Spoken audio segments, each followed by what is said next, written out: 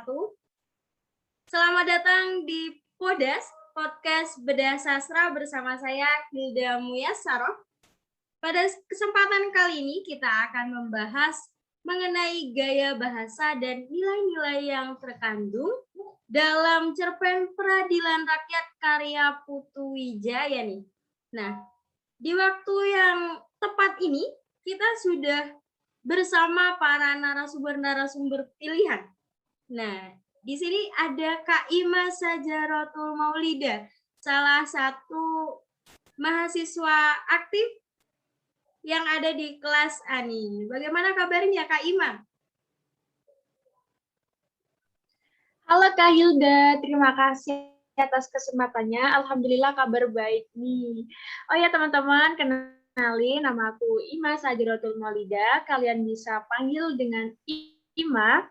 Pada kesempatan kali ini saya ditunjuk sebagai salah satu narasumber untuk membedah cerpen, yaitu cerpen Peradilan Rakyat karya Putu Wijaya.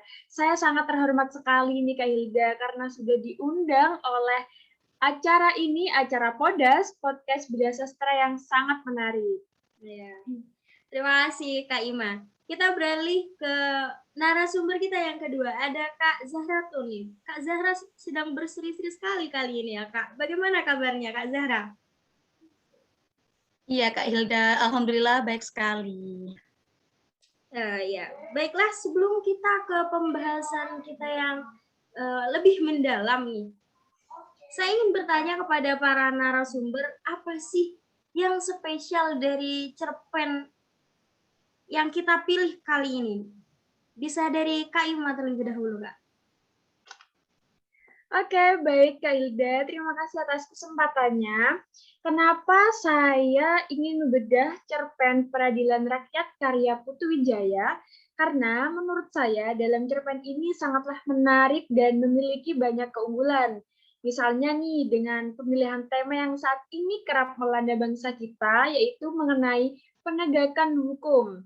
Nah, dalam penokohan yang begitu jelas dan mudah dipahami, serta penggunaan gaya bahasa Indonesia yang sangat baku, membuat cerpen ini digemari oleh semua kalangan. Selain itu, amanat dari cerpen ini juga sangatlah mendidik, yaitu pentingnya suatu pengorbanan untuk memperjuangkan kemajuan bangsa yang sesungguhnya. Jadi, dalam cerpen ini juga memiliki suasana perwajahan yang baik dengan huruf kalibri yang membuat tulisan itu jelas. Jadi seperti itu Kak Hilda. Yang membuat saya tertarik untuk membedah cerpen Peradilan Rakyat karya Putu Wijaya ini. Oh baik, itu menurut Kak Ima ya. Kita sekarang beralih ke Kak Zahra. Bagaimana menurut Kak Zahra nih Kak? Seperti yang sudah dijelaskan Kak Ima juga, hal yang menarik dari cerpen tersebut, menurut saya juga ceritanya Kak Hilda, dan juga nilai-nilai yang ada pada cerpen ini. Kalian bisa membaca, bahkan Kak Hilda juga ya. Saya cerita sedikit mengenai cerpen ini. Nah, cerpen ini menceritakan tentang seorang pengacara muda yang bertemu dengan pengacara senior yang sangat dihormati oleh penegak hukum. Mereka bertemu bukan sebagai anak dan ayah, melainkan seorang pengacara muda profesional dan pengacara senior. Pada cerita ini, pengacara muda ini membela seorang penjahat, tetapi bukan karena disogok, melainkan karena dia profesional. Coba bayangkan, apa yang terjadi setelah itu? Dan apa pendapat kalian mengenai tentang seorang pengacara yang membela seorang penjahat? Menarik kan? Coba baca cerita pendek Peradilan Rakyat karya Putu Wijaya ini. Wah, dari penjelasan Kak Zahra ini sangat menggugah nih para teman-teman untuk membaca cerpen ini. Nah, menarik ya.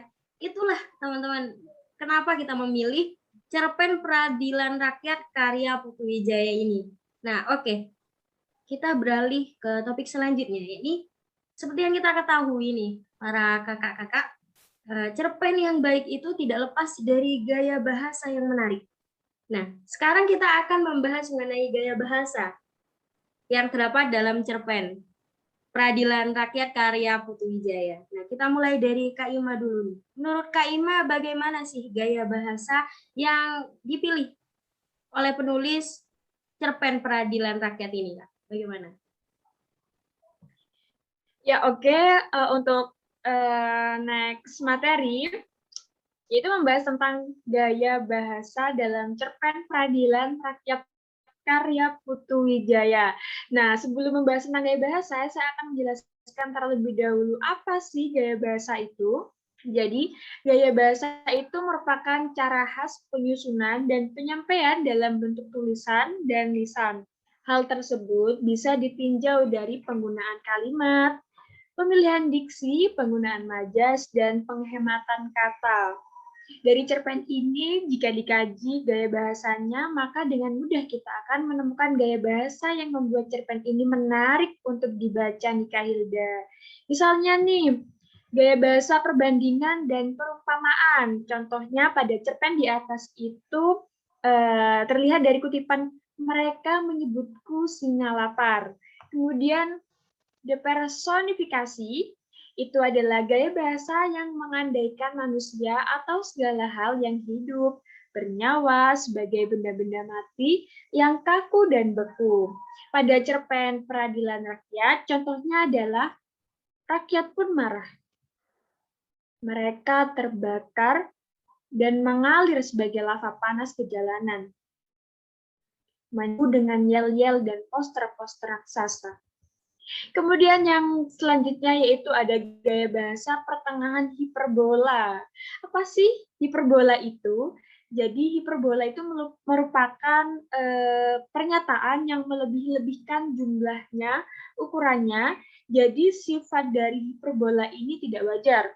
Pada cerpen Peradilan Rakyat contohnya ada, tetapi kamu sebagai ujung tombak pencarian keadilan di negeri yang sedang dicabik-cabik oleh korupsi ini. Jadi begitu teman-teman dan Kak Hilda, itulah beberapa gaya bahasa yang saya telaah dari cerpen Peradilan Rakyat karya Putu Wijaya ini.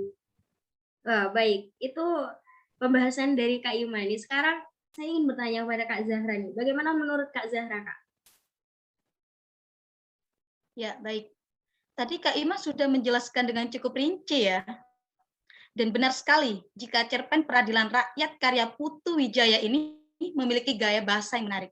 Saya sedikit menambahkan, yaitu tentang gaya bahasa sinisme. Nah, gaya bahasa sinisme ini berupa sindiran yang berbentuk kesangsian yang mengandung ejekan terhadap keikhlasan dan ketulusan hati. Bisa kita lihat pada cerpen dan kutipannya, tidak seperti pengacara sekarang yang kebanyakan begadang. Maksudnya, saat ini banyak pengacara yang bekerja dengan tidak profesional, menjual kejujuran demi kepentingan pribadi atau kelompok. Nah, itulah yang menjadi poin utama dalam cerpen ini, teman-teman. Dan Kak Hilda. Oh ya, baik. Jadi cukup banyak ya gaya bahasa yang dipakai oleh penulis dalam cerpen ini. Dan itu yang membuat cerpen ini menarik ya, kakak-kakak sekalian. Nah, jadi menurut Kak Zahra dan Kak Ima nih, dari penjelasan tadi, seberapa penting gaya bahasa itu dalam sebuah cerpen sih, Kak? Menurut saya, gaya bahasa dalam suatu cerpen itu penting. Karena tujuan penggunaan gaya bahasa dalam cerpen untuk meningkatkan nilai estetika di setiap kalimatnya, agar pembaca dapat merasakan efek emosional dalam cerita yang disuguhkan. Seperti itu, Kak Hilda. Penting. Iya, jadi itu pendapat dari Kak Zahra ya. Bagaimana Kak Ima? Oke, itu penjelasan dari Kak Zahra sangat menarik, sangat tertarik sekali saya untuk menambahkan. Jadi pentingnya gaya bahasa dalam sebuah cerpen itu sangat-sangat penting. Seperti yang dikatakan oleh Kak Zahra tadi, yaitu untuk menambah nilai estetika pembaca. Jadi dapat saya simpulkan ada 4 fungsi ketika kita sudah mengetahui gaya bahasa dalam sebuah cerpen, yaitu yang dikatakan Kak Zara tadi untuk meninggikan gaya eksistensi ketika pembaca membaca cerpen tersebut, yaitu untuk meninggikan selera. Maksudnya untuk meninggikan selera yaitu dengan penggunaan gaya bahasa, sebuah karya sastra menjadi lebih bernilai estetis sehingga minat baca menjadi lebih terpacu. Kemudian yang kedua, mempengaruhi atau meyakinkan pembaca.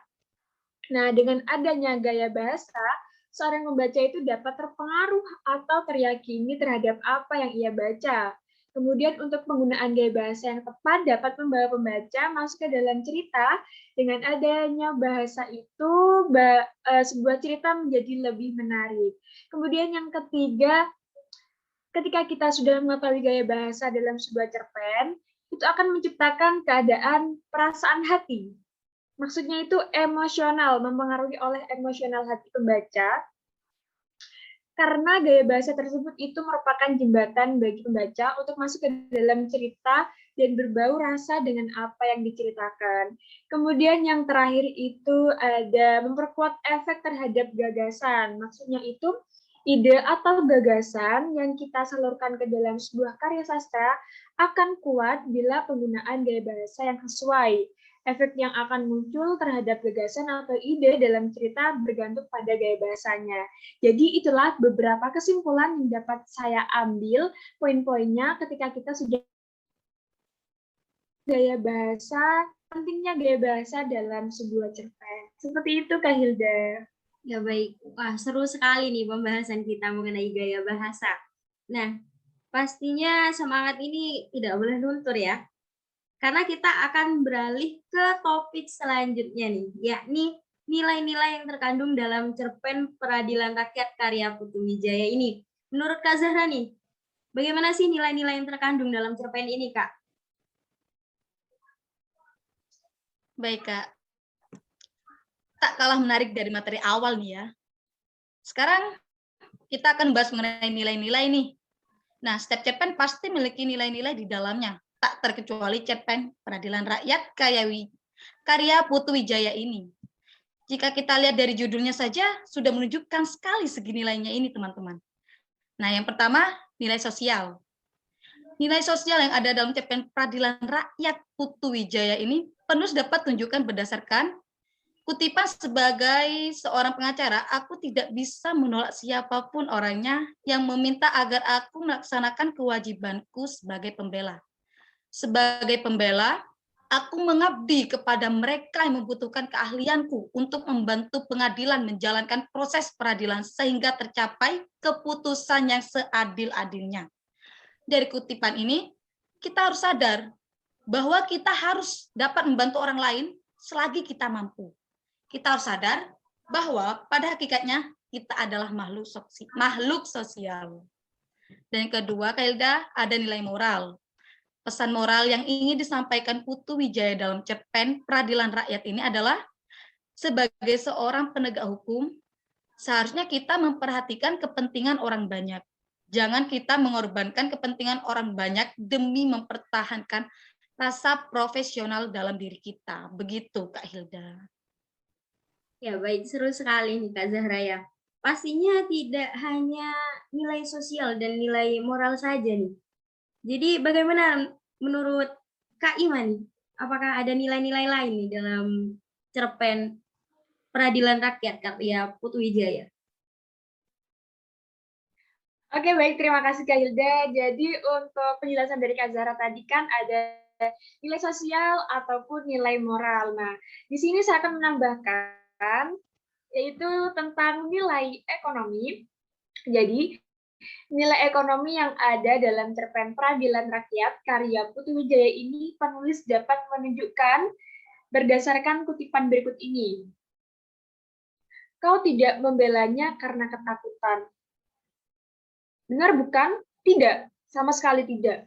Bukan karena uang? Bukan. Lalu karena apa? Pengacara muda itu tersenyum. Karena aku akan membelanya supaya dia menang. Dari kutipan di atas, maka dapat kita lihat bahwa si pengacara muda ini membela kliennya bukan karena uang, tetapi dia hanya ingin agar kliennya menang. Hal ini menunjukkan bahwa ekonomi tokoh pengacara muda ini cukup mapan dalam menjalankan profesinya sebagai pengacara. Dia tidak perlu disogok, dia hanya berpegang pada rasa profesional yang ada dalam dirinya. Kemudian yang selanjutnya ada nilai pendidikan. Jadi, nilai pendidikan yang ada di dalam cerpen Peradilan Rakyat Putu Wijaya ini penulis dapat tunjukkan berdasarkan kutipan berikut ini.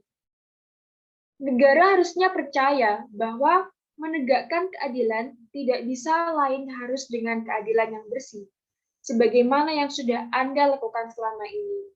Selain kutipan di atas, nilai pendidikan yang ada dalam cerpen Peradilan Rakyat karya Putu Wijaya ini, penulis juga dapat tunjukkan berdasarkan kutipan berikut ini. Tidak ada kemenangan di dalam pemburuan keadilan, yang ada hanya usaha untuk mendekati apa yang lebih benar. Sebab kebenaran sejati, kebenaran yang paling benar mungkin hanya mimpi kita yang tak akan pernah tercapai. Kalah menang bukan masalah lagi. Upaya untuk mengajar itu yang paling penting. Jadi dari kedua kutipan di atas, maka untuk menegakkan sebuah keadilan, maka kita harus menegakkannya dengan keadilan yang bersih, tanpa berdasarkan kepentingan tertentu dan berusaha untuk menegakkan keadilan berdasarkan kebenaran. Nah, itulah tadi nilai-nilai yang dapat kita kaji dari cerpen cerpen Peradilan Rakyat karya Putu Wijaya ini, Kak Hilda. Jadi itulah beberapa poin nilai yang dapat saya ambil untuk menjadi referensi atau resensi pada cerpen ini. Baik, dari Kak Zahra dan Kak Ima sudah menyampaikan nih nilai-nilai apa saja yang terkandung.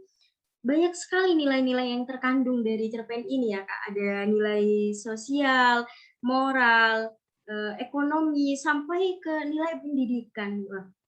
Nah, tanpa terasa nih karena percakapan kita asik sekali, waktu sudah berjalan begitu cepat.